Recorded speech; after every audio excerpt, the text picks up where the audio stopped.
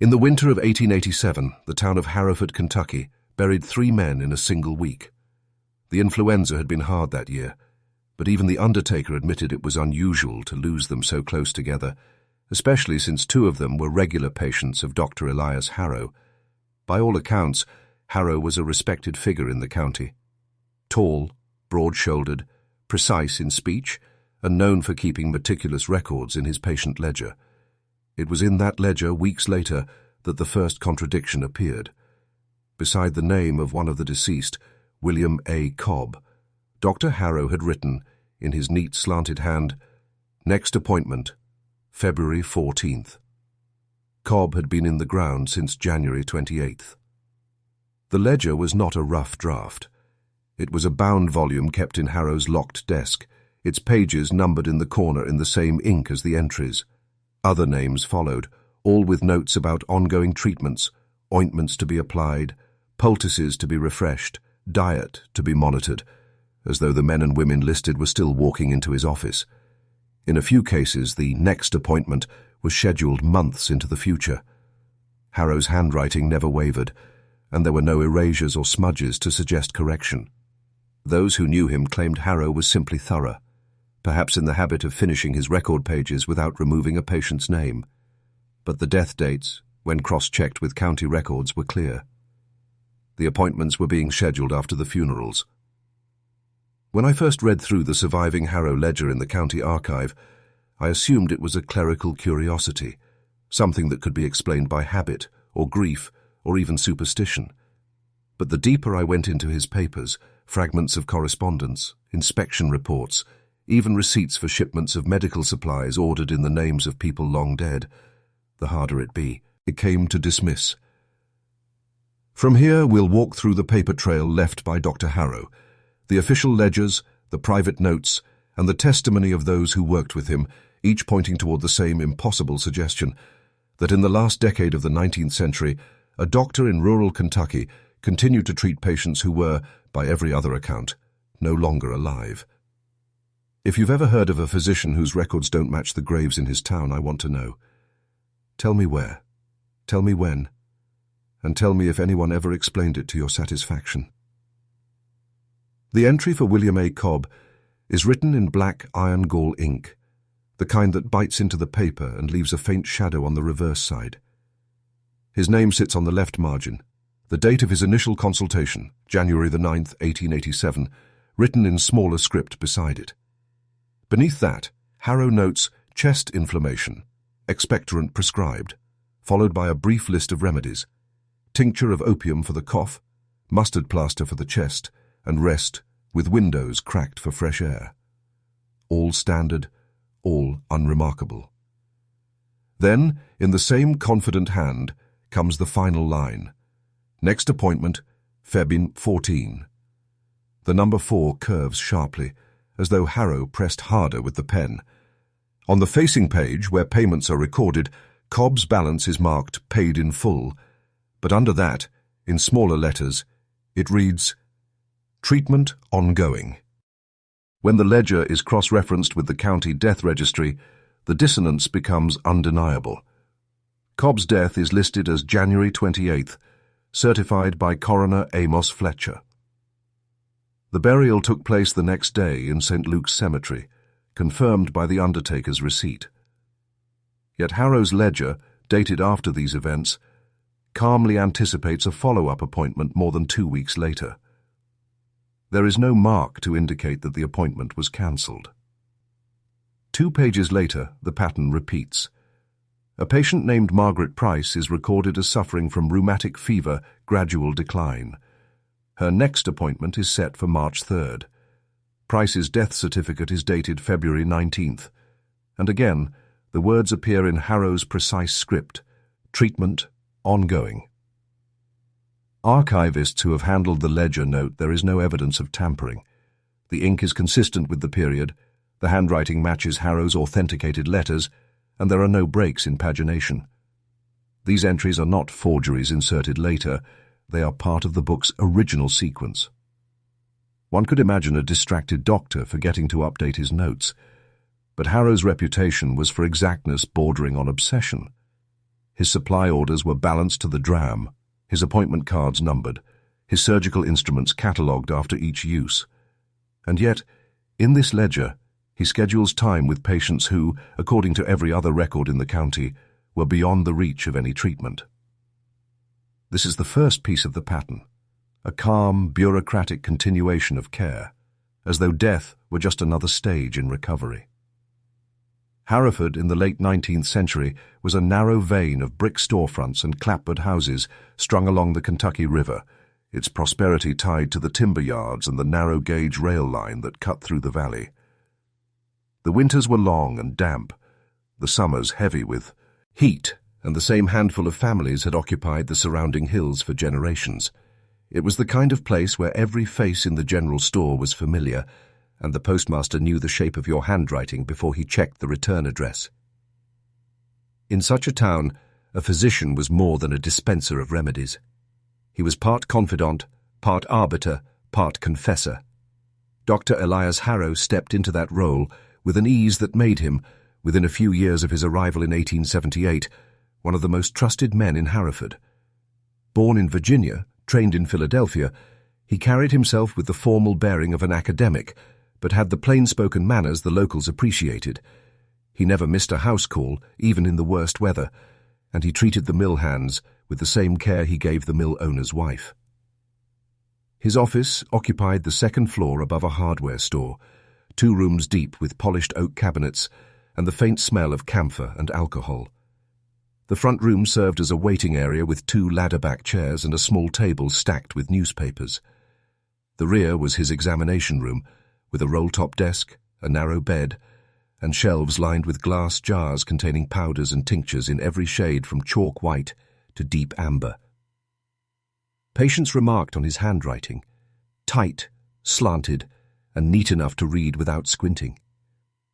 Every diagnosis, every dosage, every instruction was committed to his ledger, in that same unbroken script. Harrow's reputation was not only for precision, but for discretion. Families trusted him with matters they wouldn't take to the preacher. If a child was born sickly, Harrow would visit daily until the parents felt steady again. If an elder passed, he would walk the grieving through what to expect in the coming days, never rushing them, never shying from the practicalities of burial and estate. It was perhaps this comfort with death, this willingness to face it plainly, that kept the townsfolk from asking questions when his records began to contradict the cemetery. To them, Elias Harrow was the doctor, and doctors, in a place like Harrowford, were meant to be believed. The first time the dates truly collided in a way that could not be excused as oversight was in the spring of 1884, 3 years before the Cobb and Price entries. The patient was Thomas L. Merrick, a riverboat deckhand known in town for his broad grin and habit of whistling hymns while unloading freight. Merrick had been seen in Harrow's office in early April for what was described as severe congestion of the lungs, likely pleuritic. Harrow's notes were thorough, pulse rate, respiration count, and a sketch of the inflamed chest area marked with small X's where pain was most acute. The page ends with, "Recommend bed rest, warm poultice, review in 6 days, Apatoon 14. The county death registry, however, places Merrick's death on April the 12th, the result of acute pneumonia. The burial occurred the very next afternoon, confirmed by undertaker Jeb Carter's neat scrawl in the cemetery log. Yet, when Harrow's ledger is examined, the appointment for April 14th is still there, in the same ink and hand as the rest of the entry. And beneath it, the same phrase that would appear again and again in the years to come: treatment ongoing. A clerk at the time, reviewing the ledger for billing purposes, marked a small question mark, in pencil beside the date. That mark was later erased, so cleanly that it was only rediscovered under raking light during a 1970s preservation survey. The erasure was deliberate. The paper fibers show the fine abrasions left by a sharp blade rather than a soft rubber. Someone had scraped away the doubt, leaving Harrow's unbroken sequence of care intact. When asked about it years later by a fellow physician, Dr. Harrow reportedly smiled and said only, "I keep my commitments." The comment, if it was truly made, was passed along in hushed tones at the pharmacy and the mill, repeated often enough that it became one of those phrases people nodded at without quite knowing why. The Merrick case is important because it marks the earliest surviving example of Harrow scheduling, and by implication preparing to conduct treatment after a confirmed death. The ledger shows no cancellation, no notation of patient deceased, as was customary. Just the quiet insistence that the course of care was not yet concluded, and that death was no reason to set down the pen. In the summer of 1885, Dr. Harrow took on a young apprentice, a 20-year-old named Samuel Orr, the son of a neighbouring county's postmaster. Orr's presence in Harrowford was noted in the weekly ledger as a boon to the practice and a sign of the doctor's commitment to grooming the next generation. For the first few months, Orr's duties were menial, cleaning instruments, mixing simple tonics, and ferrying messages to patients' homes. But among the papers left in Orr's estate decades later was a thin journal, bound in cracked calfskin, that suggests he saw far more than the public ever suspected. The early entries are unremarkable. Complaints about the damp boarding house he lived in, praise for Harrow's skill in setting a fractured arm, a sketch of the narrow stairway leading to the surgery. Then, on October the 3rd, 1885, the tone shifts. "Visited Mr. Hanley," Orr writes, "per Dr. H's instruction.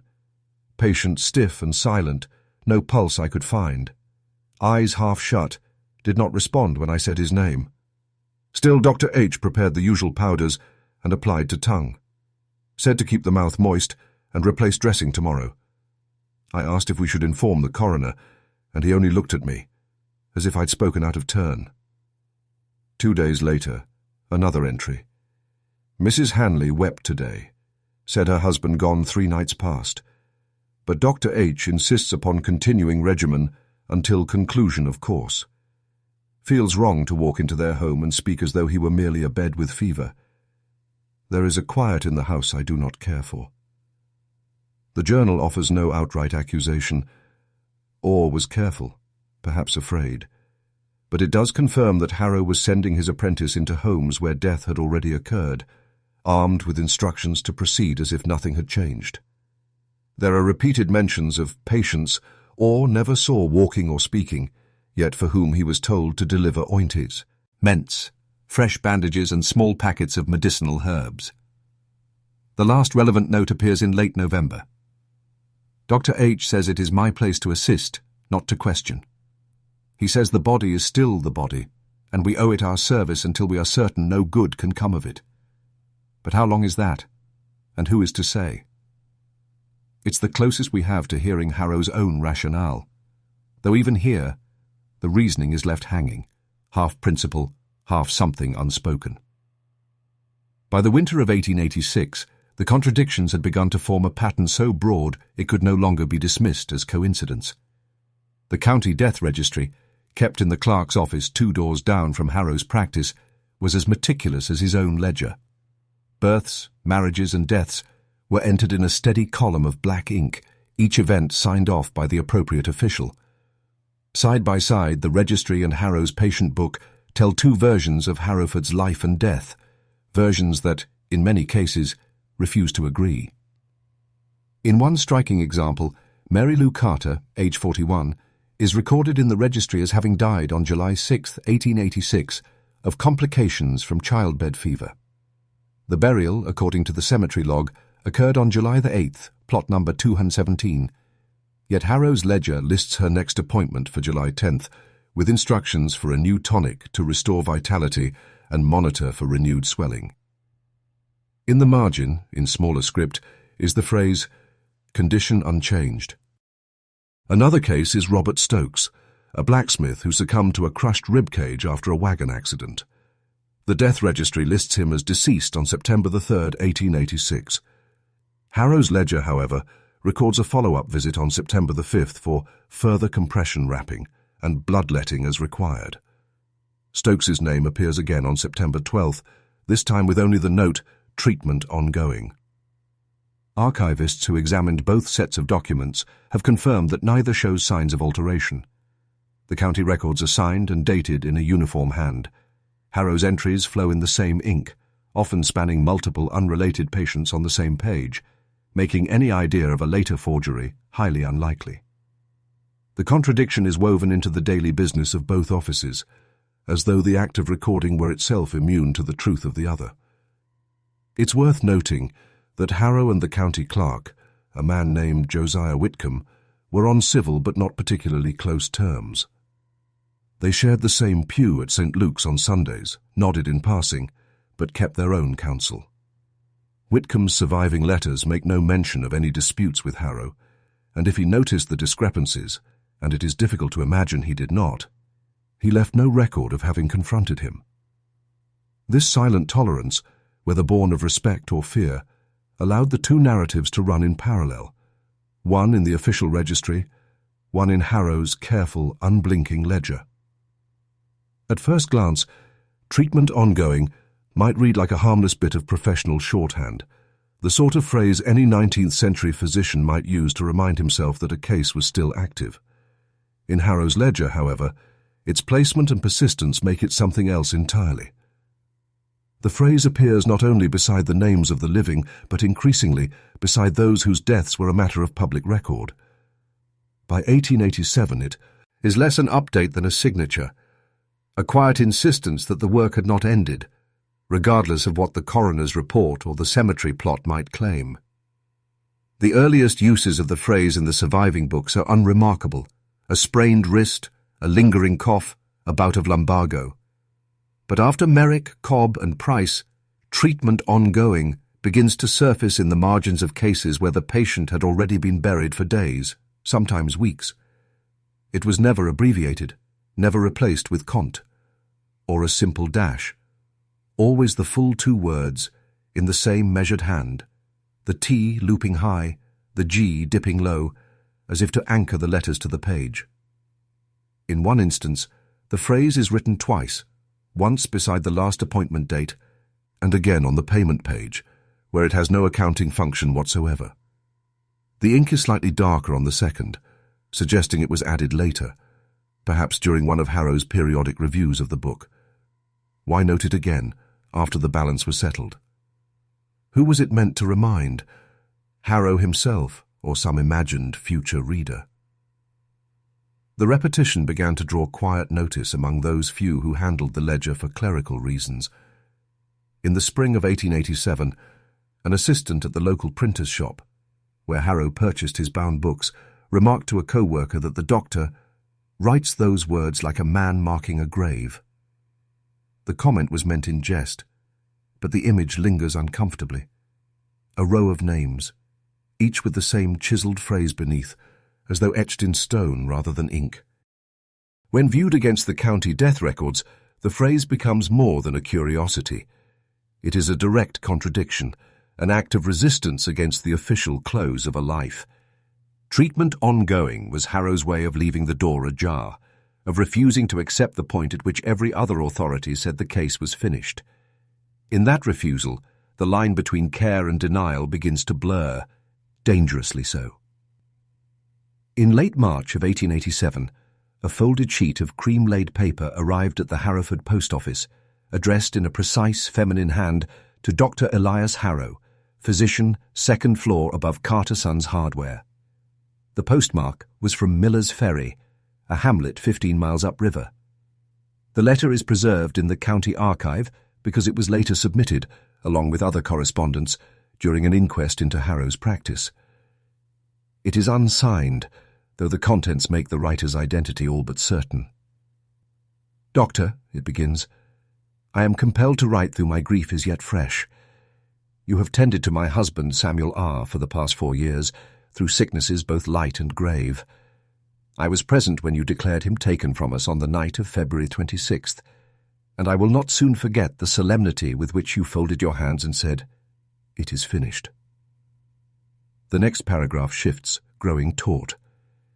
"Yet this past week, young Master Orr arrived at my door with a parcel of powders and a note in your hand, bidding me to mix them into broth and see that Samuel took them thrice daily. Sir, my husband has been in the churchyard these many days, and I do not understand for whom this medicine is intended. Is it meant for me, or do you believe he yet requires it?"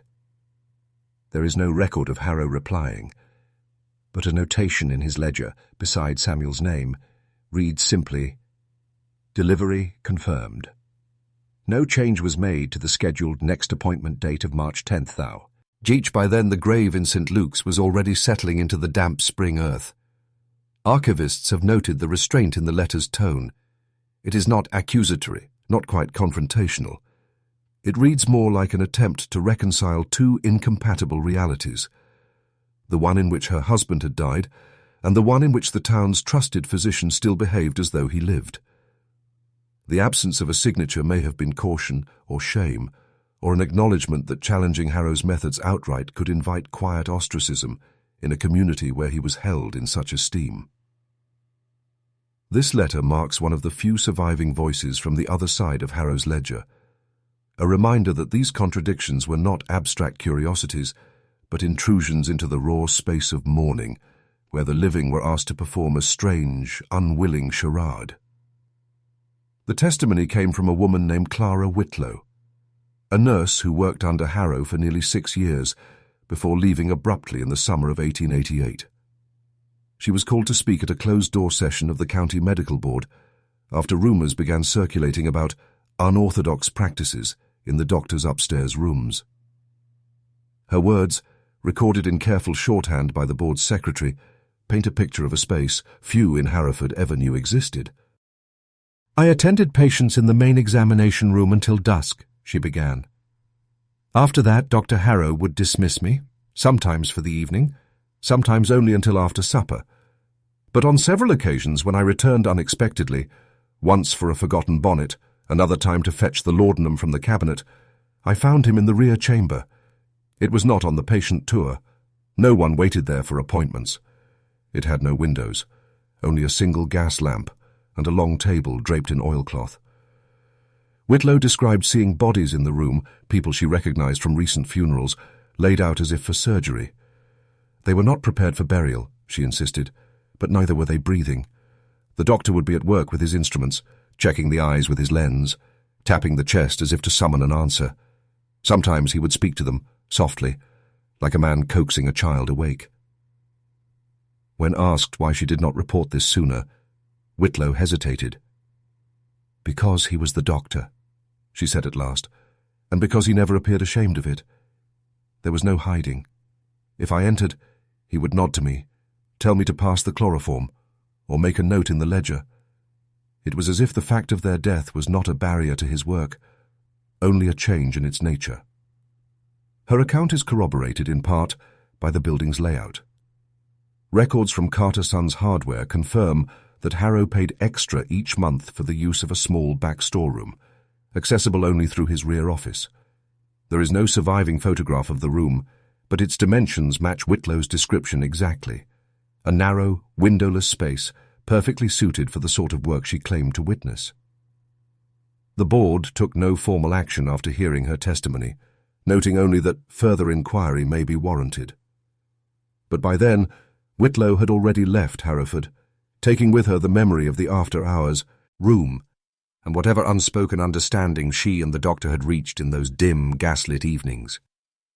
In the autumn of 1888, word of Harrow's peculiar record-keeping and Whitlow's quiet departure reached the Lexington branch of the Kentucky Medical Society. Such matters were typically handled discreetly. A rural doctor with a spotless public reputation could expect a courtesy visit. A brief inspection meant as much to reassure the townsfolk as to satisfy the Society's bylaws. On October 17th, 2 physicians from Lexington, Dr. Morton Hale and Dr. Lawrence Pruitt, arrived on the morning train and walked unannounced up the narrow staircase to Harrow's rooms. The inspection report, preserved in the Society's annual minutes, is an odd document, measured in tone, precise in detail, yet leaving gaps large enough to cast a shadow. "Premises clean and in good repair," the first line reads. "Instruments polished and catalogued. Tinctures and powders stored with labels intact." But further down, the language begins to strain against what it describes. "In rear chamber," the report notes, was observed a male subject, age indeterminate, recumbent upon table, pupils fixed, respiration not observed, skin cool to the touch. Attending physician stated that subject was under sedation for purposes of muscular examination. We were not invited to remain for conclusion of said examination.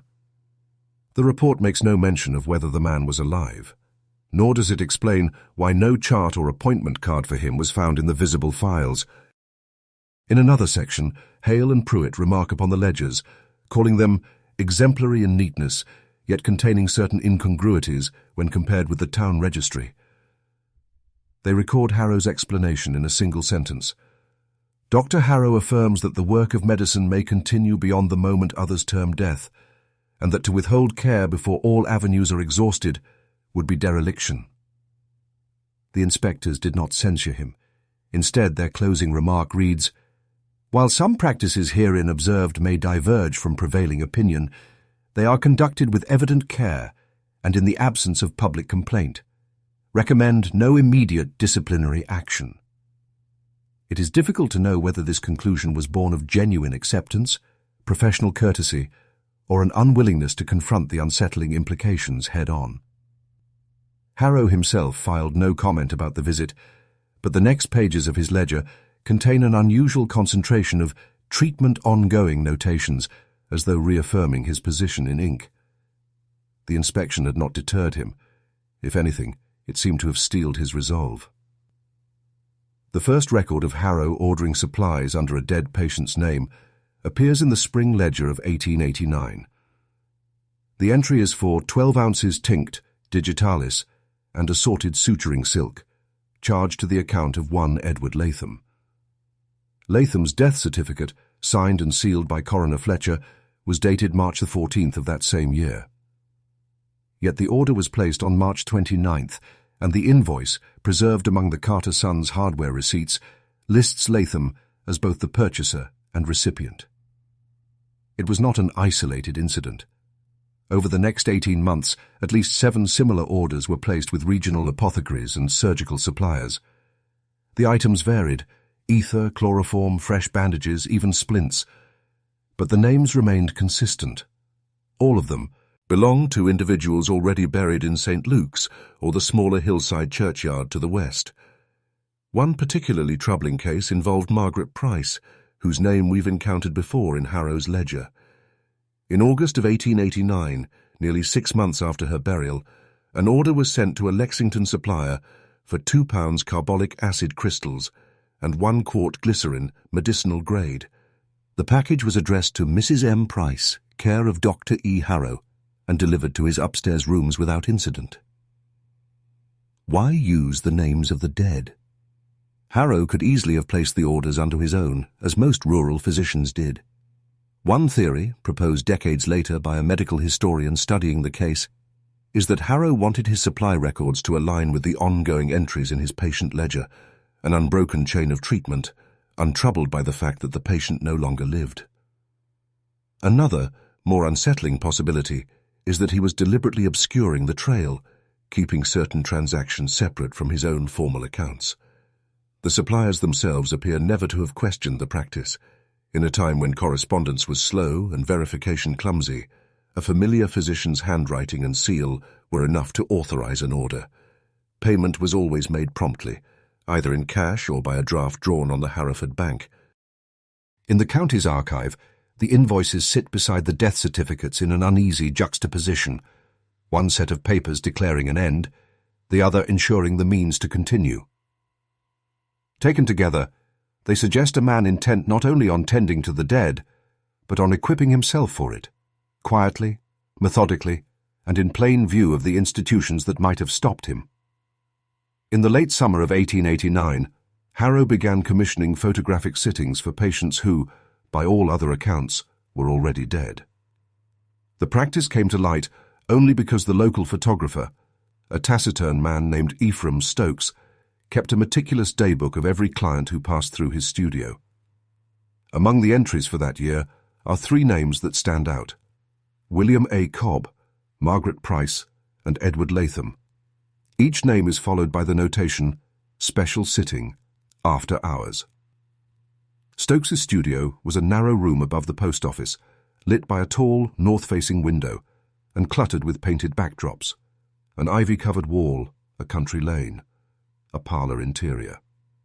In the daybook's margin beside Cobb's name, Stokes wrote in smaller letters, "Subject unable to hold pose. Doctor present." Price's entry is similar. Hands arranged upon lap. Eyes closed. Doctor present. Latham's reads simply, "Very still. Cabinet print delivered to Dr. H. Not family." It was not unheard of in the 19th century for families to commission post-mortem photographs as keepsakes, arranging the deceased to appear as if in repose. But in Harrow's case, the families were never informed. None of the surviving descendants of Cobb, Price, or Latham recall receiving such a portrait, and in each instance, the print appears to have been kept exclusively in Harrow's possession. The photographs themselves have not survived. Whether lost, destroyed, or hidden away is unknown, but Stokes's notations leave little doubt about the nature of these sessions. He never describes the subjects as ill or frail, his standard euphemisms for the living who looked near death. Instead, his phrasing is blunt. Unable to hold pose. Eyes closed. Very still. The repetition of Dr. Present suggests Harrow's role was more than that of a mere chaperone. When questioned years later by a visiting journalist, Stokes would say only, "He paid well, and he asked for nothing indecent." But he spoke to them as if they might answer. I did not care for it. The purpose of these sittings remains speculative. Some believe Harrow was attempting to capture a likeness for diagnostic study, a visual record to pair with his written observations. Others suspect a more personal motive, an extension of the same impulse that drove him to keep their names alive in his ledger. In either case, the sessions blur the line between documentation and ritual, fixing the dead in a frame they were never meant to inhabit. It was in a bundle of loose papers, found decades later in the attic of Harrow's former residence, that the connection between the photographs and his medical philosophy first emerged. Among the sheaves of faded prescriptions and brittle newspaper clippings was a folded scrap of lined paper bearing the heading Optic Light Retention Observations. In Harrow's narrow, slanted script, the note sets out a theory as strange as it is unsettling, that the human eye retains, for a short while after death, a physical impression of the last image it beheld. This notion, called optography in the fringe circles of late 19th century science, had gained some notoriety in European criminology. A few German experimenters claimed to have recovered ghostly images from the eyes of executed prisoners by treating the retina with chemicals. The mainstream medical establishment largely dismissed it as pseudoscience. Harrow, it appears, did not. In his notes, he writes, "If the retinal imprint persists beyond cessation of breath, it may be fixed by photographic means, not of the retina itself, but of the general physiognomy, so as to divine what the subject's gaze last encountered." It is an odd conflation of anatomy and symbolism. Rather than photographing the back of the eye, as the optographers attempted, Harrow was photographing the whole face, believing that some trace of the final vision might manifest in the set of the features, the angle of the lids, the dilation of the pupils. One underlined sentence reads, "Catchlight absent, or vision sealed, therefore the image lost." This detail is chilling when considered alongside Ephraim Stokes's marginal note about Margaret Price's eyes closed. Harrow seems to have considered open eyes essential for whatever he hoped to glean, and in those without, perhaps, a secondary purpose, was served by arranging the pose to his satisfaction. The theory explains, in part, why Harrow insisted on arranging sittings so soon after death. If the face changed too much, if rigor altered the expression, if decay set in, the imprint he sought would be, in his words, smudged beyond recovery. It also hints at why he never shared the images with the families. They were not intended as mementos, but as data. Whether he ever believed he succeeded is unknown. No surviving document contains a definitive claim, only scattered remarks. Possible woodland in gaze, shadow upon left. Seems to look past. The camera. They are observations without conclusions, fragments of a pursuit that blurred the boundaries between medicine, photography, and an almost mystical obsession with the final moment of sight. The most direct account of Harrow attempting to rouse the dead comes from a letter written by his former apprentice, Samuel Orr, to a cousin in Louisville. Dated May 1890 and preserved in the Orr family papers, it is written in a hurried, blot-prone hand, as though the writer feared discovery. "Dear Clara," it begins, "I am resolved to leave this place before the summer turns, for I have seen more than I can reconcile to my peace. I would not put this to paper if it were not for the knowledge that you will believe me, having known the man yourself." Orr describes an evening visit to the rear chamber after being summoned unexpectedly by Harrow. "He bade me fetch the jar of camphor and the metronome from the front room. When I returned, there lay upon the table Mrs. R., who you will recall was buried in St. Luke's not a fortnight past. He had placed a kerchief at her throat, damp with some tincture of his devising, and the metronome ticked upon the shelf beside her head. The body remembers rhythm, he said. It may call the mind back. Harrow then instructed Orr to open the jar of camphor and hold it near the woman's nose. Her eyes were open, Orr writes, and though they did not turn toward me, I thought I saw the pupils shrink. I cannot say for certain if it was the lamplight shifting. He leaned close and spoke to her, not in the way one speaks to the bereaved, but as though she might truly answer. He asked if she could hear the ticking. He asked if she could smell the camphor. After several minutes, Harrow straightened and made a note in his ledger. Condition unchanged, Orr recalls him saying, in the same tone he used for the living. He then dismissed Orr with a gesture, adding only, "We must not speak of this to others. Not yet." The letter closes with Orr's confession. "I do not know if I aided in a kindness or in folly.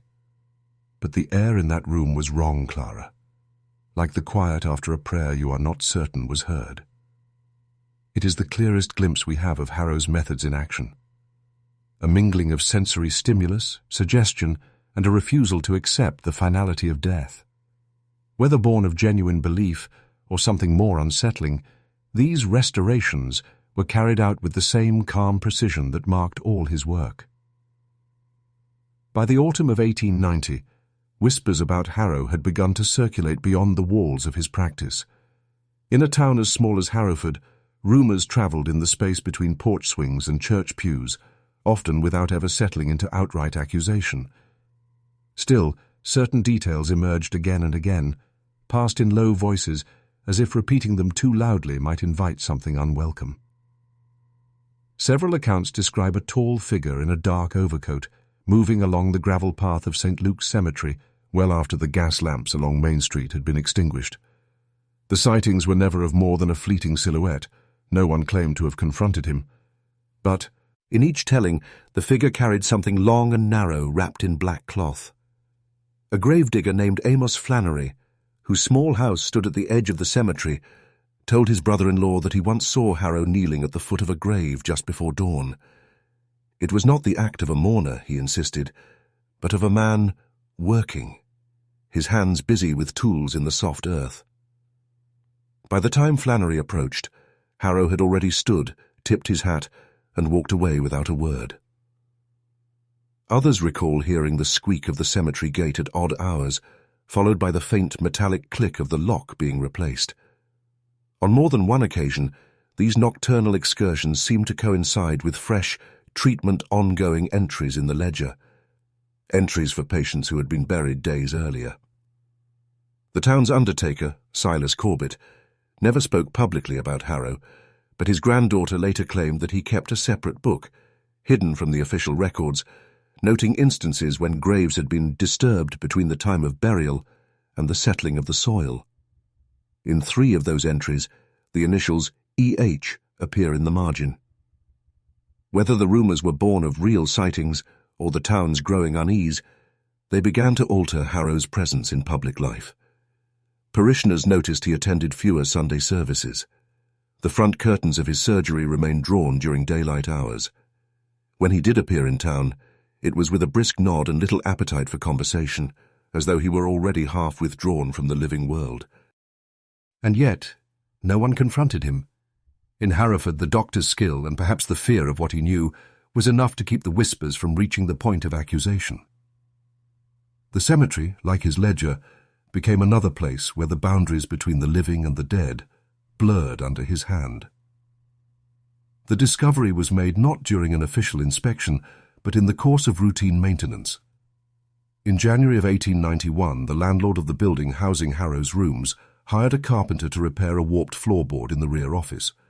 While prying up the board, the carpenter uncovered a shallow cavity, no larger than a man's hand, lined with scraps of linen that had yellowed and frayed at the edges. Inside, wrapped in a strip of dark, oil-stained cloth, was a shard of mirror, its backing dull with lead corrosion, its surface clouded to the point of opacity. The carpenter, uncertain of its value, brought it to Harrow, who was in the front room with a patient. Witnesses later recalled that the doctor's reaction was uncharacteristically sharp. He took the shard without a word, rewrapped it in the cloth, and stepped into the rear chamber, locking the door behind him. When he re-emerged, his manner was composed again, but the carpenter was told the floor repair could wait until further notice. It was not the only time the object surfaced. A few months later, during a brief visit by a travelling salesman, Harrow was seen in the rear office holding the shard up to the lamplight, turning it slowly as though searching for something in its dim reflection. The salesman, eager to make an impression, remarked on the oddity of keeping such a thing. Harrow's reply, according to the man's later account, was terse. "A mirror remembers what we forget." Why the shard was hidden beneath the floor remains a matter of speculation. Some suggest it was a relic from his medical school days, salvaged from a dissecting room or an anatomy theatre. Others believe it was connected to his photographic experiments, perhaps serving as an improvised tool for directing or capturing light in ways only Harrow understood. What is certain is that the shard appears in no inventory, no ledger, and no surviving correspondence, save for a single line in a loose page found among his papers after his death. Reflected gaze, altered. Whether this referred to the shard itself or to something seen within it, no one can say. For those who believe Harrow's work strayed into the realm of ritual, the mirror fragment has taken on an almost talismanic weight, a small corroded surface through which he may have sought not merely to observe the dead, but to engage them. The account comes from a sworn statement given in 1903 by Thomas Ellery, nephew to a woman named Ruth Ellery, who died under Harrow's care in the spring of 1891. Thomas, then a young man of 22, had returned from working a sawmill job in Pike County to find the household in mourning. His statement was recorded as part of a brief legal dispute over Ruth's will, but the section concerning Harrow was never entered into open court, perhaps because it strayed too far from what could be proven. Thomas recalled that on the night of Ruth's passing, Harrow arrived not long after the family had gathered at her bedside. She had been fading for days, and the moment came quietly, with only a faint rattle in the throat. "We thought it was done," Thomas told the clerk, but the doctor did not close her eyes right away.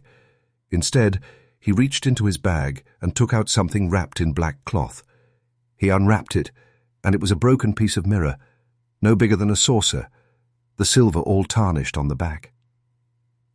According to Thomas, Harrow held the shard just above Ruth's face, tilting it so whatever lamplight was in the room caught her open eyes. He leaned in close, his gaze fixed not on her, but on the cloudy reflection. "He moved it this way and that," Thomas said, miming a slow rotation with his hands, like he was looking for something that might shift if the angle was right. When Ruth's sister asked what he was doing, Harrow replied without looking up, "Sometimes there's a glimmer left, and it will show itself to the glass." He spoke in a calm, almost instructional tone, as though explaining a commonplace medical step. After a minute or two, he lowered the shard, wrapped it again, and placed it back in his bag. Only then did he close Ruth's eyes, murmur a brief benediction, and pronounce her gone. Thomas insisted there was no trick of light or movement in that mirror, only the blurred suggestion of his aunt's face. But the moment left him with an unease that outlasted his grief. "It wasn't like watching a doctor work," he said. "It was like watching a man try a key in a lock that might never open." The statement ends there, with no further questions recorded. But it remains the only first-hand account of Harrow using the shard in the presence of others, a small, strange ritual that seemed, to him at least, as necessary as signing the death certificate. In the coups. Entie's bound register of burials for 1891 and 1892, a pattern emerges in the certificates signed by Harrow. Most physicians of the era wrote the cause of death in straightforward terms: consumption, typhoid fever, apoplexy. Harrow, too, had followed this convention for years. But beginning in late May of 1891, just weeks after the Ellery case, his handwriting introduces an odd variation. Beside the formal cause of death, he adds a small secondary note, enclosed in parentheses. The first example appears in the record for a miner named Daniel Birch. Pneumonia, condition unclosed. In July, a similar phrasing appears for the widow Harriet Cole. Heart failure, not yet complete. By autumn, the wording becomes even stranger. Unknown fever, process ongoing. These notations are never repeated verbatim. Each is unique, but all share the implication that something about the death remained, in his view, unresolved. County Clerk Eliza Fenton, who recorded the burial data into the official volumes, later remarked to her granddaughter that Harrow was the only doctor who ever caused her to pause over her pen. "It was as though he didn't believe the end had truly happened," she said, "like he was leaving the page open for more to be written." None of these parenthetical remarks had legal standing. They did not alter the burial permit, nor did they prevent interment. But to anyone reading the registers decades later, they stand out like a whisper on an otherwise formal page. Local historian Charles Merrow, who examined the records in the 1950s, noted that in each of the cases where such a remark appears, Harrow's ledger contains follow-up entries dated days or even weeks after the burial. These entries are usually terse. Condition observed, no change, light absent. What Harrow meant by these phrases remains uncertain. They may have been private shorthand for post-mortem observations, his own, conducted without the knowledge of the family. Or they may reflect an underlying belief that death, as commonly understood, was not a fixed point but a state subject to revision. Whatever the meaning, the county register bears silent witness to the shift in his thinking. With each parenthetical note, Harrow left a trace of dissent against the finality of the grave, visible to anyone willing to look closely enough at the margins. And as the months went on, these peculiar asides would begin to appear more often, hinting that for Harrow, the line between the living and the dead was becoming not sharper, but fainter. In the winter of 1892, Harrow's predictable rhythms, his morning visits to the post office, his evening walks from the surgery to the boarding house, were interrupted by stretches of unexplained absence. These gaps, often lasting 2 or 3 days, drew little comment at first. Rural physicians frequently travelled to outlying farms, and harsh weather sometimes delayed their return. But in at least 3 of these absences, rumours from neighbouring counties reached Harrowford, carrying a disquieting similarity. In Garrard County, a farmhand reported finding the earth atop his employer's grave, freshly turned less than a week after burial. The coffin remained, but its lid had been unlatched and propped open, exposing the shrouded form inside. No valuables were missing, but the farmhand swore that the hands had been moved, crossed differently than when the body was laid out. A month later in Rockcastle County, the caretaker of a small churchyard noticed footprints in the frost leading from the gate to a grave dug the previous autumn. The prints were long, narrow, and accompanied by the distinct impression of something rectangular having been set upon the ground. The caretaker found the grave partially uncovered. The coffin lid bore fresh scratches near the latch, though it had not been opened.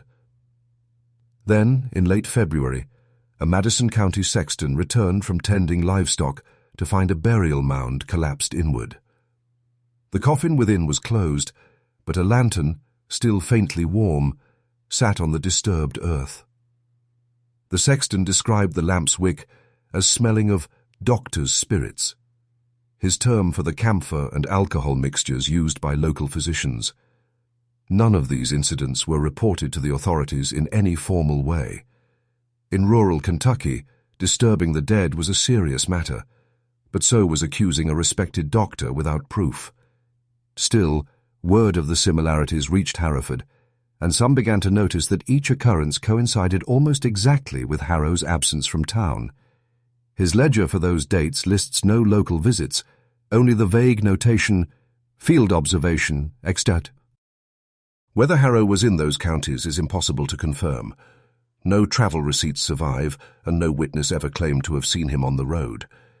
Yet the pattern of absence, paired with the timing of the grave disturbances, formed a shape in the minds of those inclined to suspicion. For them, it was easy to imagine the doctor abroad at night, carrying his black bag and some unspoken purpose, moving from churchyard to churchyard, in search of something he could not find at home. By the spring of 1892, another quiet anomaly had entered Harrow's routine. A series of thick, cream-coloured envelopes, delivered not by the regular post, but by the hands of the stagecoach driver on his return trip from Lexington. The envelopes bore no return address, only Harrow's name and the single word "personal" written in a looping, formal hand.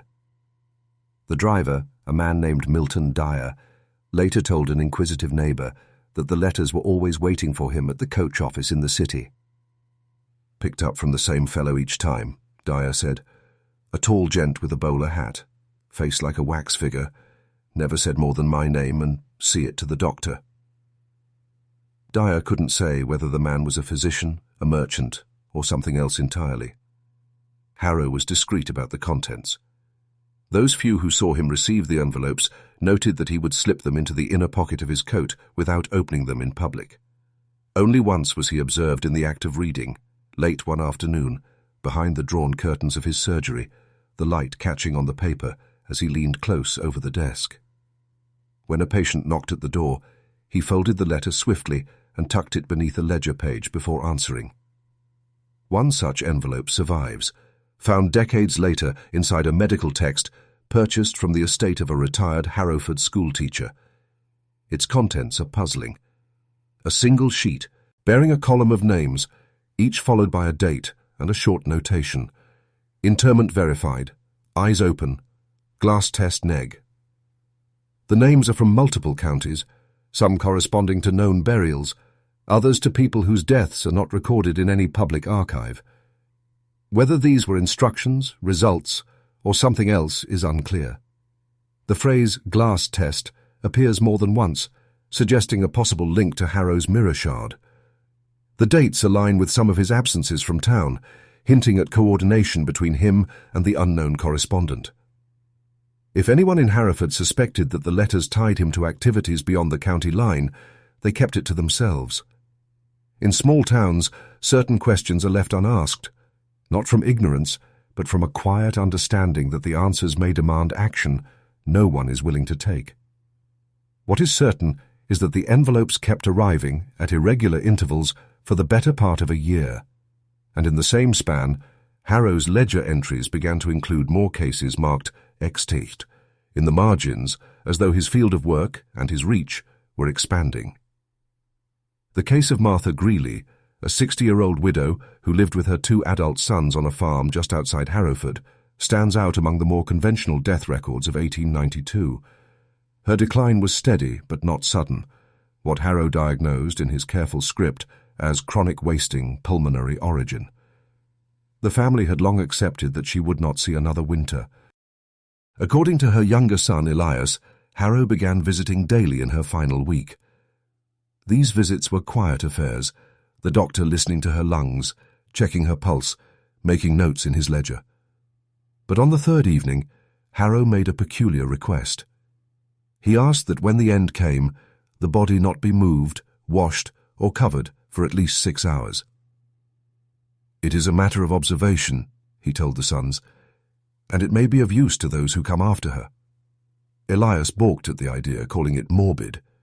but his elder brother, Simon, argued that the doctor had seen more deaths than they ever would and might know something they did not. Harrow offered no further explanation, only that certain changes occur which are best witnessed in situ, unaltered by handling. Martha died on a cold, still night in early November. Harrow was summoned at once, arriving within the hour. He examined her briefly, then instructed the family to keep the lamps low and the windows shut. He set his bag on the table and withdrew the familiar black-wrapped bundle, the mirror shard. Without asking permission, he unwrapped it and held it above her face, angling it to catch what little lamplight there was. Elias later recalled the doctor murmuring numbers under his breath, pausing to adjust the tilt of the shard. Occasionally, Harrow would look directly at Martha's open eyes before glancing back at the glass. This went on for perhaps 20 minutes, after which he wrapped the shard again and replaced it in his bag. He remained in the room for the full 6 hours, making notes every quarter hour, speaking only to request more oil for the lamp. At dawn, he pronounced the observation complete. The body could now be prepared for burial, he said, and left without offering any findings. When Elias asked what he had been looking for, Harrow replied, "It is not always about finding. It is about knowing when there is nothing left to find." The remark did little to settle the unease that lingered in the Greeley household long after the funeral, especially for Elias, who swore that during those long hours the doctor seemed to be waiting for something that never came. The inquest concerned the sudden death of a travelling merchant named Abram Kells, who had collapsed in the street outside the Harrowford depot in December of 1892. Witnesses said he staggered, clutched his chest, and fell without a word. Harrow, summoned from his nearby surgery, arrived within minutes. By all accounts, Kells was beyond revival. Harrow knelt beside him, checked the pulse, and stared at the man's face for several seconds longer than seemed necessary. An inquest was called the next day to determine the cause of death, a legal formality, given Kells's out-of-town status and the lack of kin to vouch for his medical history. Harrow was the primary witness. What began as a routine proceeding took an odd turn almost immediately. When asked to state the cause of death, Harrow said, "Cardiac seizure, possibly incomplete." The coroner, taken aback, pressed him. "Incomplete, doctor?" Harrow leaned forward, speaking with the precision of a lecturer. "There are deaths that, though they appear decisive, may not be so in their first hours. We ought to distinguish between cessation of motion and cessation of process." A murmur swept the small room. The coroner reminded Harrow that the law recognized no such distinction. A man without breath or pulse was by definition dead. Harrow smiled faintly. "The law is written for the living," he said. "It does not account for the edge cases." The exchange unsettled the jurors. One later recalled feeling as though Harrow were talking about a window you could open from either side, if you knew the trick. The coroner eventually entered heart failure into the record, ignoring the qualifier, but the phrase possibly incomplete lingered in town gossip for months afterward. It was during this same inquest that Harrow revealed, perhaps inadvertently, the extent of his private work. When the coroner asked whether any further examination of the body had been made, Harrow replied, "Yes, by my own method, which need not be detailed here." The coroner frowned but moved on. No one pressed him for specifics. That omission has fueled speculation ever since. Did he mean the mirror shard? A photographic test? Or some as yet unrecorded procedure that he was confident the court would neither understand nor approve? Whatever the truth, the inquest marked a subtle shift. Until then, Harrow's oddities had been confined to the private sphere, bedside mannerisms, ledger notations, cemetery whispers.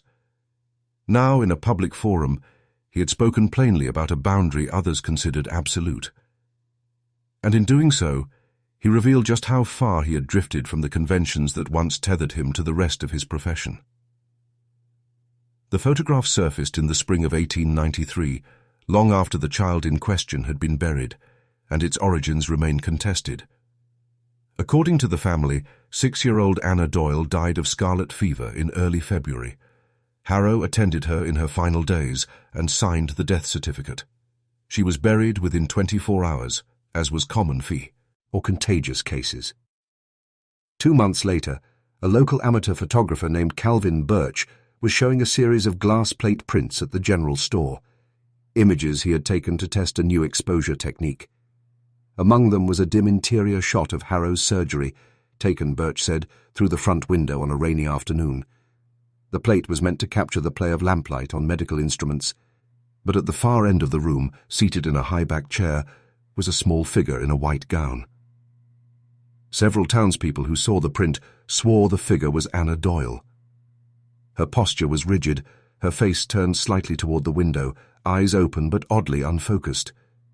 Birch insisted the image had not been staged. He claimed he had simply aimed the camera at the empty room, set the long exposure, and stepped back to avoid being seen. The figure had not been visible to him at the time. When word reached the Doyle family, they were understandably distraught. Simon Doyle, Anna's father, confronted Harrow, demanding to know if the image was genuine.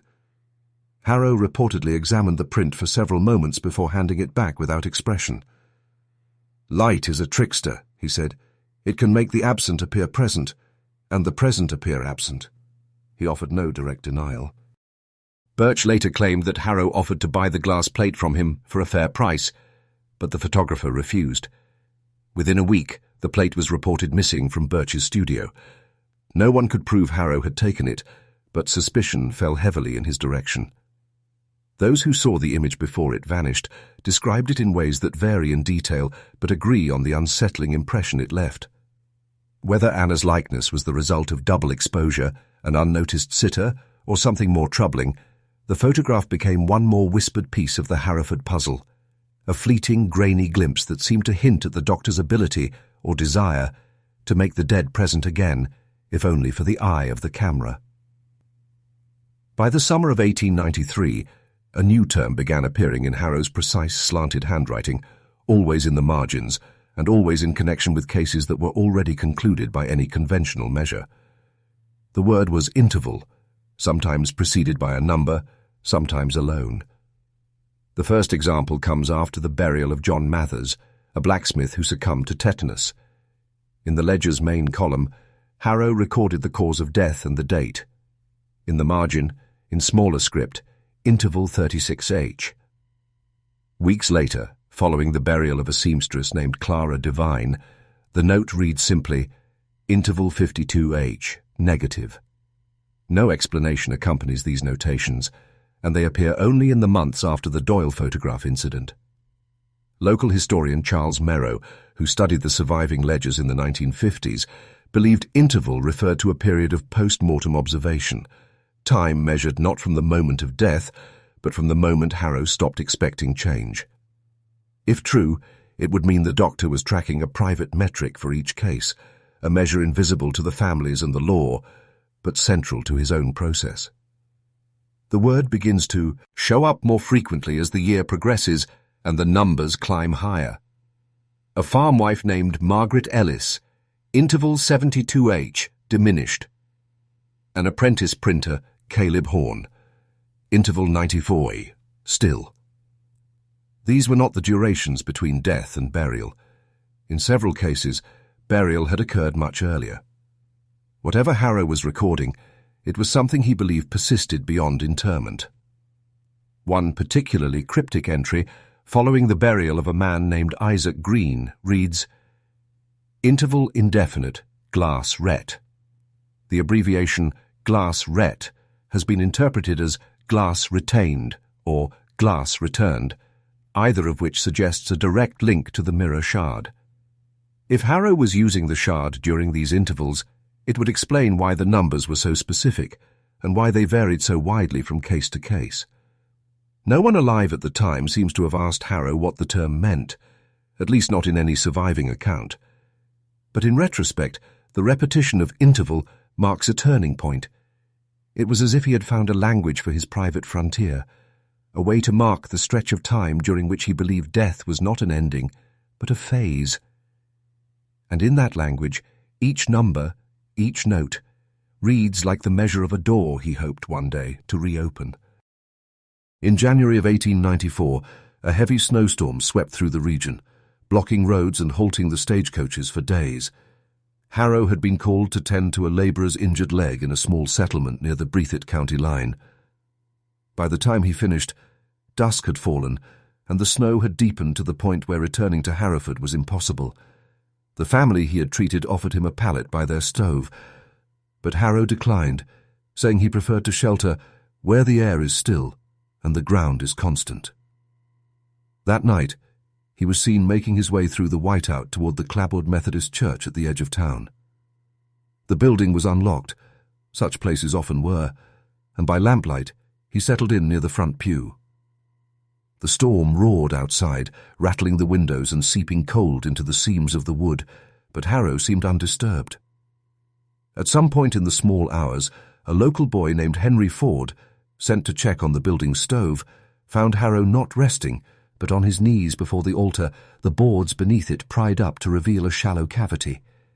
Inside were several objects, a small cedar box, a leather-bound ledger, and what appeared to be a cloth-wrapped plate of glass.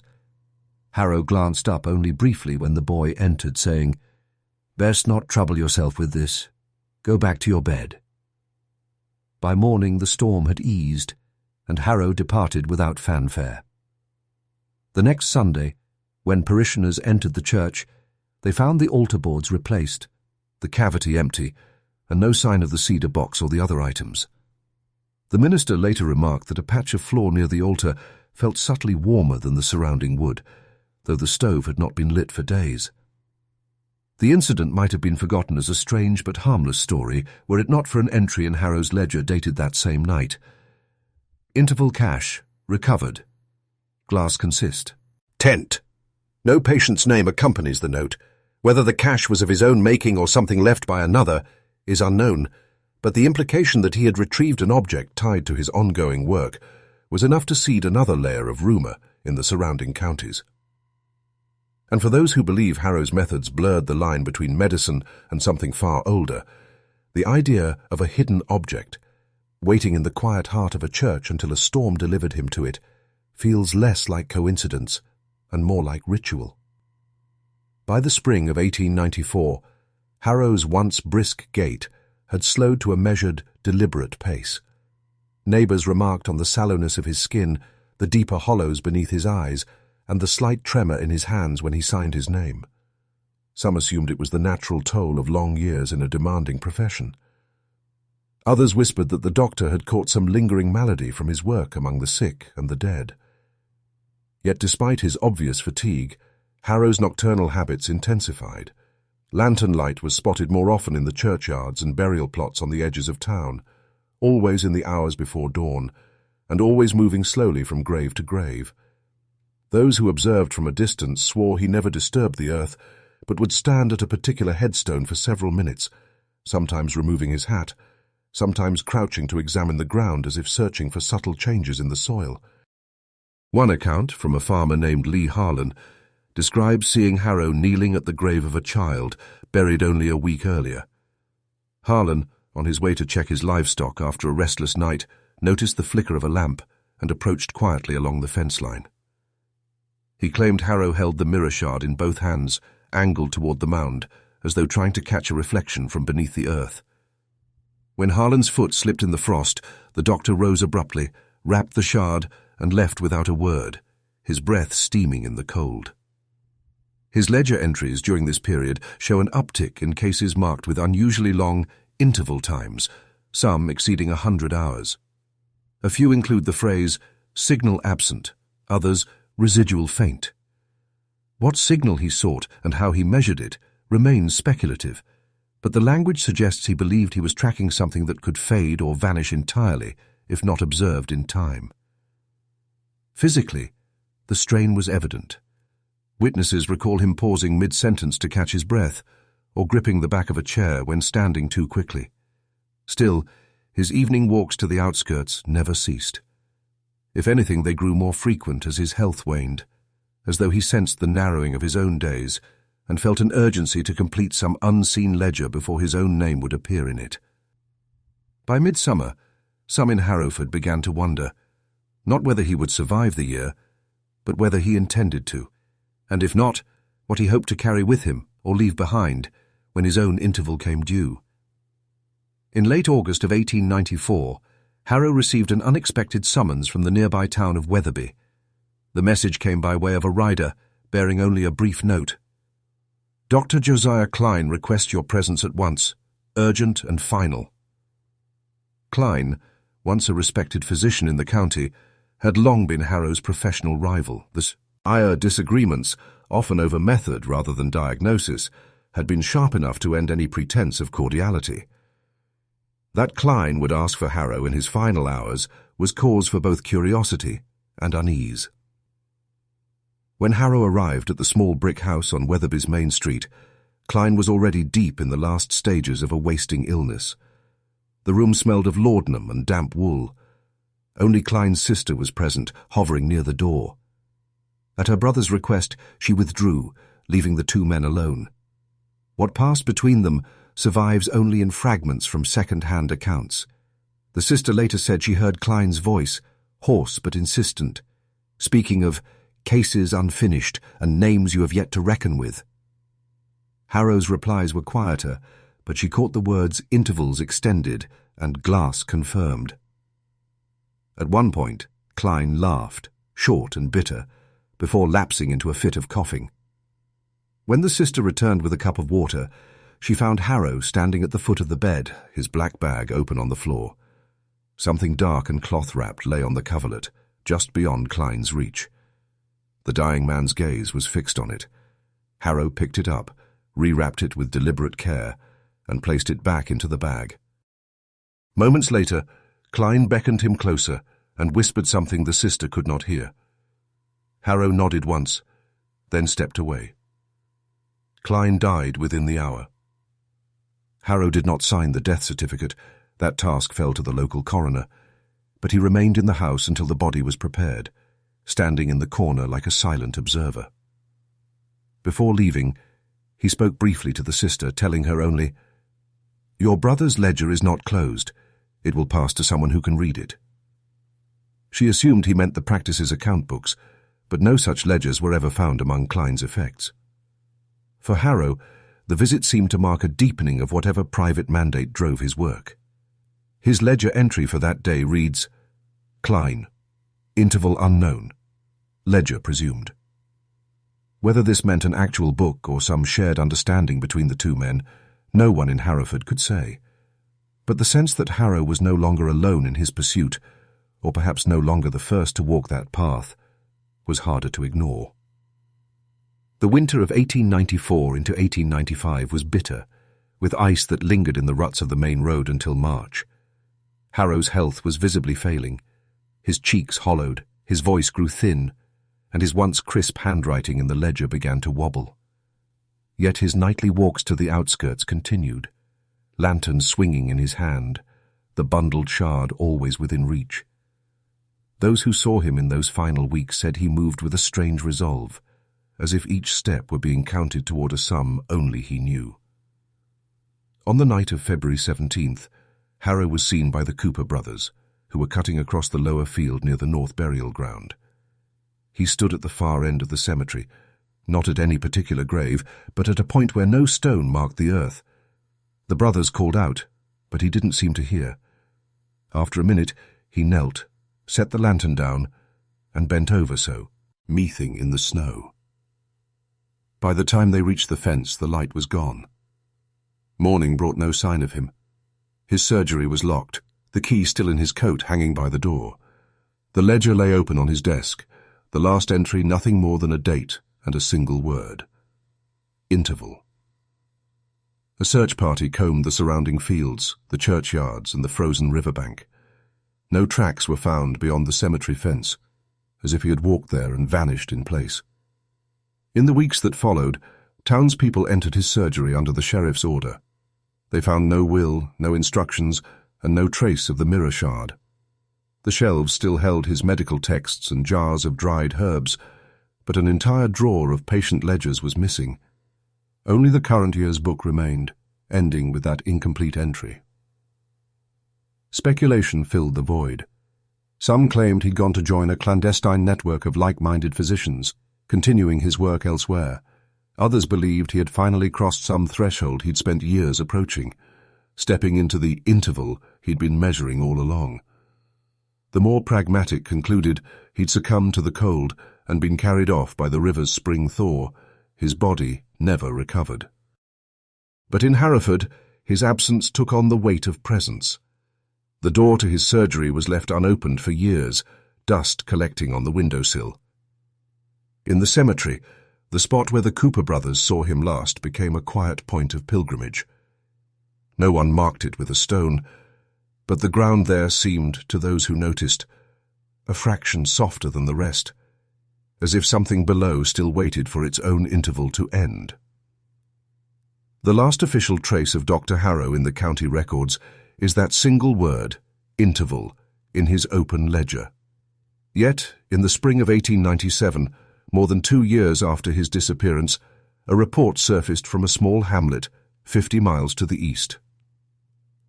A tinsmith named Albert Rokes claimed he had been called to repair the warped stovepipe in a tenant cabin on the edge of the hamlet's old mill yard. The cabin's occupant, Rokes said, was a thin, grey-bearded man who spoke in a low, deliberate tone and paid for the work in silver coins so worn that the dates were barely legible. When Rokes asked for a name to note on his work order, the man hesitated, then simply said, "Doctor." It was not until Rokes, packing his tools, noticed an object on the table that the encounter took on a stranger cast. Wrapped in a dark cloth was a fragment of glass, its edges lead-backed, catching the pale light that came through the warped shutters. The man's hand moved quickly to cover it when he saw Rokes looking. "Not for seeing," the man said, "for knowing." Rokes thought nothing of it until weeks later, when a travelling peddler from Harrowford passed through and told a fireside story about the vanished doctor. The description matched almost perfectly. The voice, the careful way of speaking, even the habit of weighing each coin before handing it over. When Rokes returned to the cabin a month later, it was empty. The stove was cold, the bed neatly made, the table bare. On the fetus, law near the hearth, lay a small scrap of yellowed paper, its edges scorched, bearing a faint penciled phrase, "Interval complete." Whether the man Rokes met was truly Dr. Harrow or a coincidence shaped by rumour is impossible to say. Some believe the sighting genuine, a sign that the doctor had simply moved his work beyond the reach of those who would question it. Others think Rokes's memory embellished itself over time, aligning with the tales he'd later hear. But in Harrowford, the story became one more layer to the legend. And in quiet moments, when the air is still and the ground feels constant beneath one's feet, it is not difficult to imagine a man in a dark coat, carrying a small wrapped shard, still moving from place to place, marking intervals no one else can measure. If Dr. Harrow's trail teaches anything, it's that some endings only look closed from a distance. The questions he left behind still wait, quietly, as if for another interval to pass. If you want more histories that refuse to settle, subscribe to the Macabre Record. Share your own eerie family lore or local legends in the comments. Your detail might unlock the next case.